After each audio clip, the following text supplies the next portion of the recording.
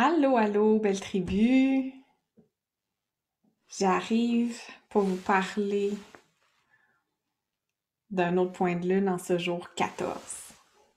Donc, les filles, quand vous arrivez, j'avais pas dit quand est-ce que je viendrais parce que personnellement, je le savais pas. Puis j'avais pas envie de me mettre de pression, de dire, ah, faut que j'arrive à telle heure. Donc, vous êtes là, c'est super le fun. Vous allez le voir en rediffusion ou en vrai, en live. C'est parfait. Si vous arrivez en live, peut-être juste me dire un petit coucou, comme ça, je sais que vous allez être là. Allô, Aline. Euh, on est presque à la pleine lune. Je vais essayer de faire ça où est-ce que ça se tient parce que je pense que je ferai une espèce de diarrhée verbale où tout a envie de sortir en même temps. Euh, les filles, dites-moi comment ça va, comment est votre énergie. Vous avez une énergie haute, vous êtes dans l'énergie basse. Comment tu te sens dans cette pleine lune-ci, cette première pleine lune de la saison estivale, justement?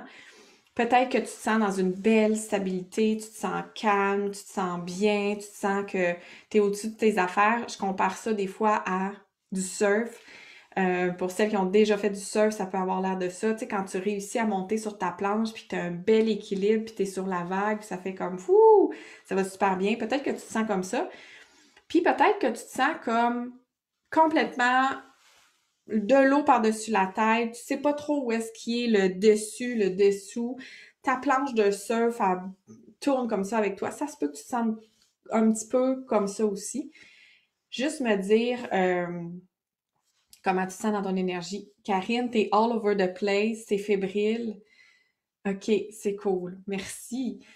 Ben là, justement, je me suis dit, je vais regarder les points de lune, puis je vais parler d'un point de lune que je pense qu'il est important de travailler. Je vous en parle pour celles qui viennent faire des respirations avec moi, là, je vous en parle souvent, celles qui font du yoga, vous le savez probablement aussi, mais ça va être le point de lune du nombril. Pourquoi j'ai pris celui-là aujourd'hui? C'est que le nombril, c'est cette zone-là dans notre ventre, c'est notre centrale d'énergie. C'est vraiment la centrale où toute notre énergie peut soit se bloquer, se crisper, donc avoir beaucoup de blocages, des déblocages émotifs aussi, ça va aller là-dedans. Donc, vous allez avoir des maux d'estomac, des maux de ventre, des barres, tu sais, t'as l'impression que tu as une barre à l'estomac, tu peux plus rien manger.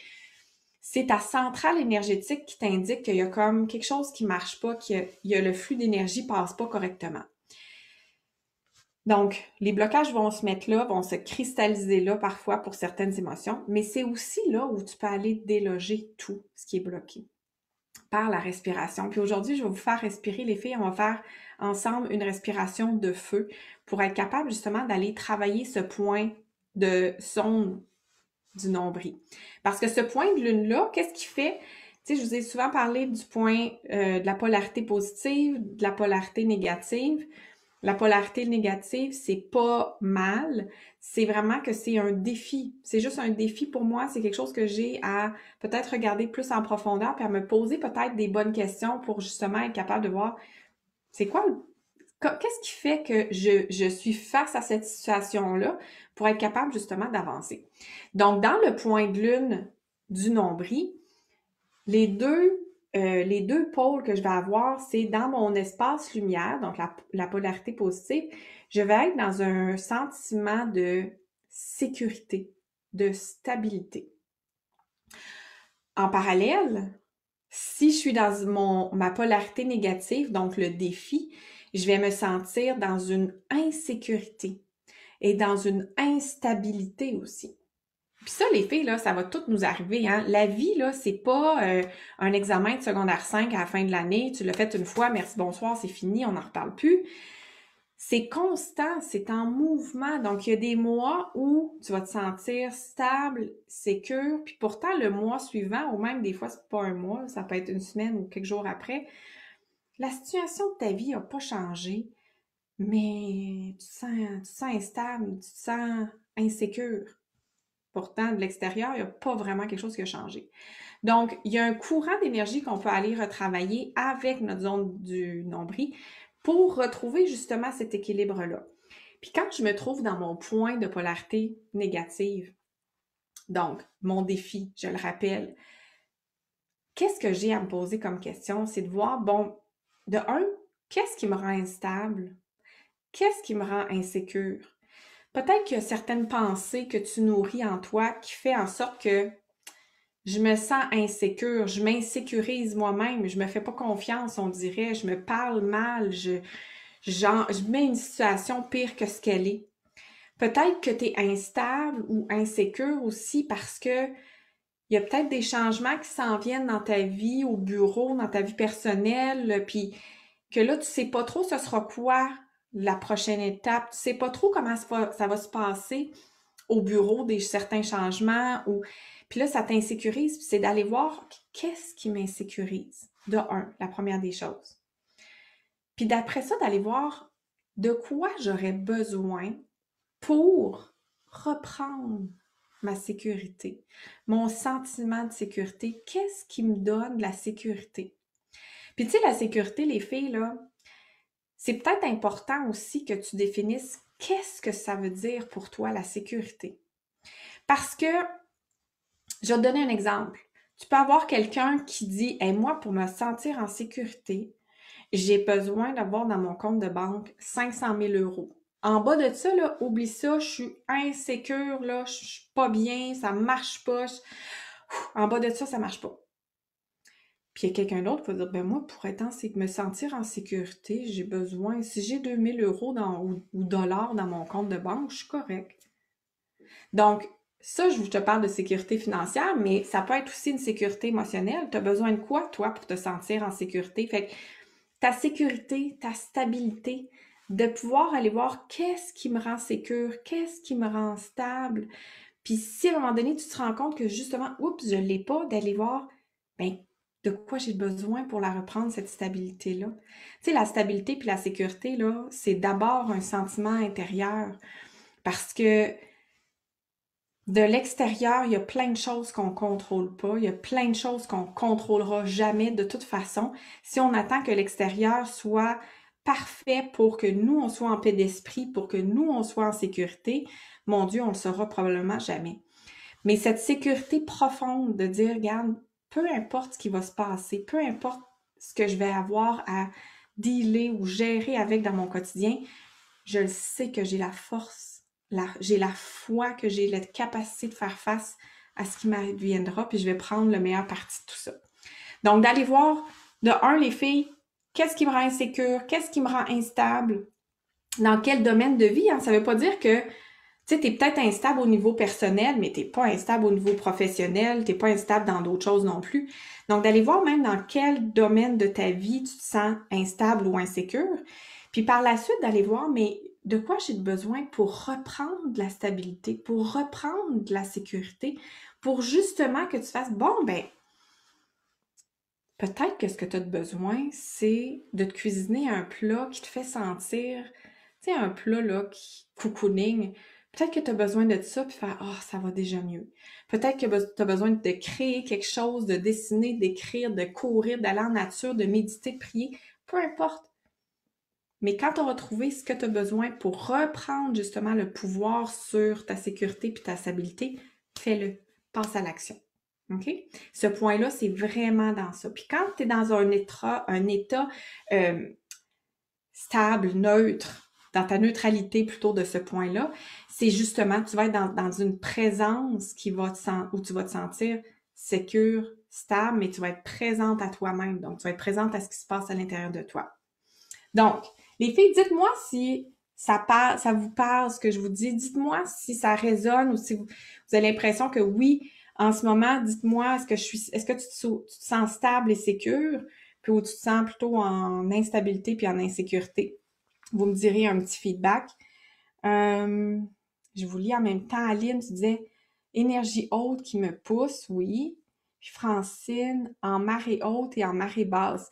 Hey Francine, c'est drôle que tu dises ça. J'ai pensé à toi, justement. J'en avais parlé dans un post à un moment donné, quand tu parlais, ben, des fois, avant la pleine lune, tu sens la peau plus sèche, les cheveux et tout ça. Ben, j'avais dit, ben, c'est peut-être normal, c'est la marée basse. J'ai eu une espèce de fatigue hier soir. J'étais comme, je suis allée me coucher vraiment tôt, les filles. Puis j'ai fait, oh, je suis à marée basse. C'est ce que je me suis dit, puis j'ai pensé à Francine. Donc oui, c'est ça, les filles, la pleine lune s'en vient. Euh, Moi, je vois que j'ai une tendance, puis vous allez remarquer ça à force de faire des 28 jours, à force de prendre conscience de votre propre état d'énergie, tu sais, d'être capable de voir 3 jours avant la pleine lune, je suis souvent instable, je suis souvent insécure. 2 jours après, c'est différent. Tu sais, d'être capable de voir une espèce de tendance, ça veut pas dire que ça soit toujours là, mais d'être capable de voir que, justement, il y a peut-être quelque chose qui devient récurrent, qui est ton cycle à toi. De la même façon que ton cycle menstruel aussi, tu vas avoir un cycle qui est souvent propre à toi. Donc, d'être capable de voir ta tendance, moi, souvent, je vous le dis, là, à la pleine lune, je suis vidée. Je suis fatiguée souvent, quelques jours avant. Donc, moi, ce que je fais, c'est que je prends pas des meetings importants où je me prends pas quelque chose le soir que je dois faire d'important ou que je dois aller parce que je suis fatiguée. Tu sais, hier, j'étais au lit à 9 heures. Là, on s'entend que je n'étais plus capable. Donc, je me donne le droit d'aller au lit de bonne heure pour justement faire en sorte de bien vivre ces journées-là avant, pendant la pleine lune pour être à mon meilleur. Donc, vous, ce que je veux que vous puissiez faire, c'est justement d'observer comment tu te sens avec la pleine lune, à la nouvelle lune, dans ces phases-là pour voir peut-être tes pics, tu sais, d'avoir une espèce de diagramme que tu peux faire comme ça, puis de voir, ah ben oui, c'est vrai, je prends conscience que mon niveau d'énergie baisse toujours un peu avant la pleine lune ou un peu avant la nouvelle lune, ça dépend, puis il remonte après, donc ça peut te donner une idée. Charlotte, tu dis il y a beaucoup de mouvements, c'est pas confortable, tu as mal dormi, fatigué. C'est normal. C'est normal avec la pleine lune, là, elle vient bouger l'eau, hein. Donc, elle vient bouger ce qu'il y a à l'intérieur de nous, puis de devenir. On a des fois tendance à vouloir, moi aussi, pousser l'inconfort, hein. Ce qui est inconfortable à ressentir, on a comme le pas envie d'aller là-dedans, mais en même temps, de devenir confortable avec l'inconfort pour aller voir qu'est-ce qu'il y a comme message à l'intérieur, parce que l'inconfort porte aussi une lumière. Donc, tu sais, des fois, même juste de t'asseoir dans l'émotion, le ressenti inconfortable, puis de faire, je vais aller en profondeur là-dedans, puis je vais laisser l'inconfort me parler à travers mes sens. Ça peut faire une grande, grande différence sur j'ai trouvé la lumière ou l'intention positive de la présence de l'inconfort dans mon corps. Wow! Plutôt que de le rejeter, de le refouler ou de faire comme s'il n'existait pas. Donc, les filles, je vais respirer avec vous. On va faire une respiration de feu en cette 14e journée. Hey, on est à la moitié, du 28 jours. On va faire une respiration de feu. Donc, pour les filles qui l'ont jamais fait, la respiration de feu, ça va être par le nez seulement. Donc, on va inspirer et expirer par le nez. Tu vas le faire à ton rythme à toi, mais je veux que ça soit quand même une respiration qui est rythmée. Donc, tu vas aller à ton rythme. Tu n'es pas obligé de suivre le mien, mais je veux que ça soit pour toi un exercice. J'aime mieux que tu le fasses plus lentement, mais que tu le fasses bien au départ. Donc, ce qu'on fait, c'est qu'on va pomper le ventre. Je vais te donner un exemple avant, là, pour celles qui l'ont jamais fait. C'est comme les enfants, quand ils font le petit chien, ils font... On va faire la même chose, mais avec le nez. Donc, ça va avoir l'air de ça. Tu vas travailler ton ventre. Ce qu'on veut aujourd'hui, c'est la zone du nombril. Donc, je veux que tu travailles ta zone du nombril. Ce que tu vas faire, c'est que tu vas pomper ton ventre à chaque fois que tu inspires, expires. Donc, je vais vous montrer de quoi ça a l'air. Peut-être un petit peu, vous allez voir. Hein, voyez-vous. Mon ventre ici.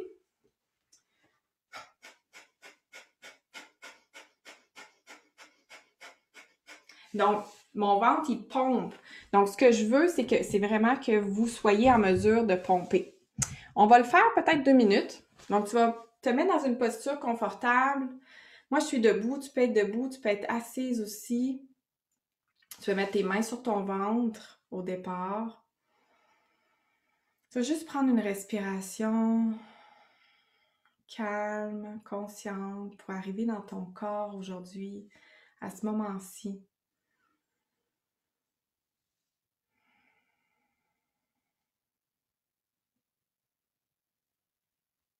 Une respiration, inspire,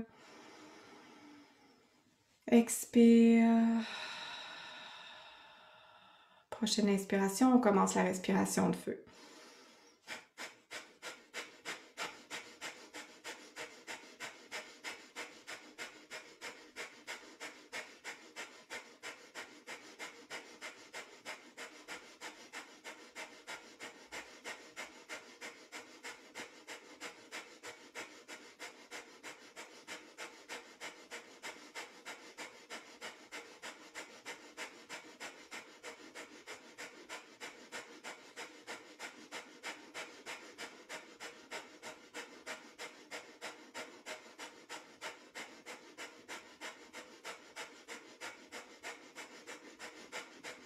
Ça se peut que là, t'aies chaud, ça se peut que t'aies envie d'arrêter. Même si je commence à parler, toi, tu continues à respirer. Mais il nous reste peut-être 1 minute. Tu continues, c'est normal si t'as chaud, si t'as des picotements, des engourdissements, c'est parfait. La détox se produit.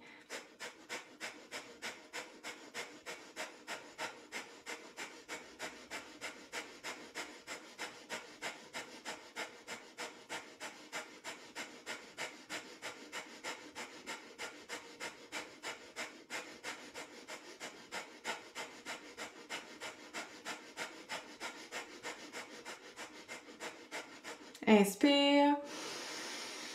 Conserve l'air à l'intérieur de toi. Expire.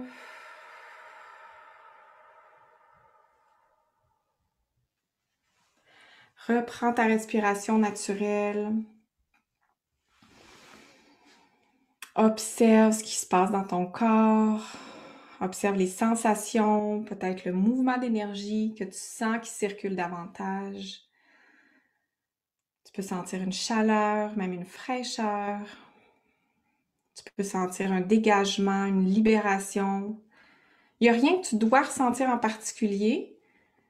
Tout ce que tu ressens, c'est bon. Fais juste lui permettre ce ressenti d'exister à l'intérieur de toi.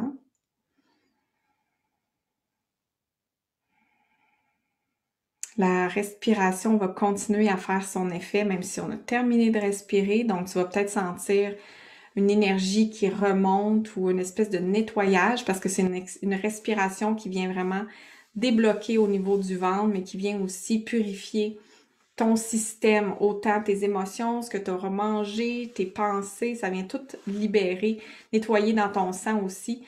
Donc, ça va continuer à faire le travail. Donc, aujourd'hui, bois beaucoup d'eau pour aider justement l'élimination puis soutenir le nettoyage aussi.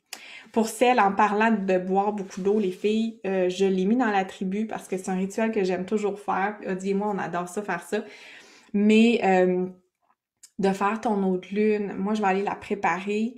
Tu peux mettre des mots, tu peux mettre ton intention, si tu as juste un mot, si tu as une phrase. Tu peux le faire aussi en mettant tes pierres, tes cristaux, tu peux mettre tes cartes, tu peux mettre tout ce qui est important ou qui a du sens pour toi, tout ce que tu as envie qu'il soit purifié, rechargé pour la pleine lune. Puis tu sais, tu peux le faire pendant plusieurs jours autour de la pleine lune, hein, parce que la pleine lune, elle a quand même un effet positif fort, tu sais.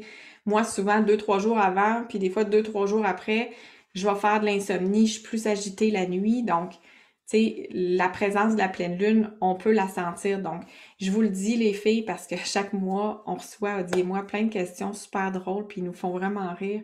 On trouve ça super cute, mais je veux vous garantir que vous faites pas d'erreur avec votre eau de lune. Je veux vous dire que s'il y a des nuages dehors, la lune, elle va quand même affecter votre eau, parce que quand il y a des nuages, ça se peut que tu fasses de l'insomnie quand même. S'il y a du soleil qui arrive sur ta bouteille, ta carafe d'eau le matin, c'est pas la fin du monde, tu vas pas te transformer en grenouille si tu la bois, inquiète-toi pas. Donc, je veux vraiment que tu prennes ça comme un jeu, un amusement. Je veux que tu ailles mettre de ton intention dedans. Je veux que tu sentes que tu es créative, puis je veux que tu te donnes la liberté. Je veux pas que tu dises, oh mon Dieu, est-ce que c'est pas un cadre qu'on vous met en vous disant de faire votre eau de lune? C'est une opportunité, puis tu peux pas faire mal. Donc, je veux vraiment que tu puisses t'amuser avec ça, les filles, là. Je pense qu'à un moment donné, Odi et moi, c'est ça, on va vous faire un top 10 des meilleures questions qu'on a reçues par rapport à l'eau de lune, là. C'est vraiment super mignon. Des fois, je suis là, mon Dieu, on a tellement besoin, on est tellement habitué de se faire donner un cadre clair que quand on vous donne pas de cadre clair, vous êtes là, mon Dieu, je suis en train de faire une erreur. Écoute, vous pouvez pas faire d'erreur, sérieux, là. Quand même qu'il y aurait un peu de soleil qui irait sur ta bouteille d'eau, là, où est-ce qu'il y a eu de l'eau de lune, on s'entend que tu vas avoir un eau de lune et de soleil. C'est bon pareil, tu sais, ça vient pas briser l'eau de lune qui était là. Donc, amusez-vous avec ça. Manquez pas si vous manquez ce soir, c'est pas la fin du monde, vous le ferez demain, vous le ferez après-demain. Je veux vraiment que vous vous amusiez, puis que vous postiez vos bouteilles d'eau. Moi, je trouve ça tellement fascinant à chaque mois quand vous montrez votre hôtel où est-ce que vous avez mis votre eau. Je trouve ça super beau. Je vais le mettre moi aussi ce soir. Je vais le mettre demain aussi, mais je posterai sur Instagram, Facebook ce que j'aurai mis, puis je le mettrai dans la tribu aussi. Donc, faites-le aussi. Puis taguez-nous, les filles. Taguez-nous pour celles qui vont le faire. Sinon, oui, effectivement, Karine, l'eau de lune, c'est comme la danse contemporaine. Tu fais comme tu le sens, exactement. Il n'y a pas de règles, fait que go, amuse-toi. Hey, on a des règles tellement pour toutes, là. Si vous pouvez ne pas en avoir, de grâce, prenez-les, ce lousse-là. Euh, les filles, pour celles qui n'ont pas le rituel de pleine lune, qui veulent l'essayer, je vais vous mettre les liens parce que c'était hyper puissant. Je parle encore avec quelqu'un aujourd'hui qui le fait. Les messages, les ressentis qui étaient là, c'était un gros morceau, je pense, de la lignée familiale. Euh, je pense que je vais comme refaire quelque chose à un moment donné avec la lignée familiale parce que ça a été tellement énorme ce qu'on a vécu ensemble. Donc, si tu sens que tu as besoin, ça résonne à l'intérieur de toi, d'aller chercher le message, la richesse du savoir ancestral que tu portes à travers tes deux lignées, la lignée maternelle, la lignée paternelle, prends ce moment-là pour aller faire le rituel. Je vais te mettre les liens pour que tu puisses t'inscrire. Tu peux t'inscrire à celui qui est unique seulement celui-là, ou à toute la panoplie qu'on a en 2021. C'est à ton choix. Donc, pour celles qui l'ont fait ou qui vont le refaire, bon rituel pour celles qui le feront bientôt aussi, là. Mais c'est ça, bon rituel, amusez-vous. Puis j'attends vos messages à l'intérieur dans les commentaires sur comment vous vous sentez à l'approche de la pleine lune, votre niveau d'énergie et tout ça. Je vous embrasse les filles. Bye!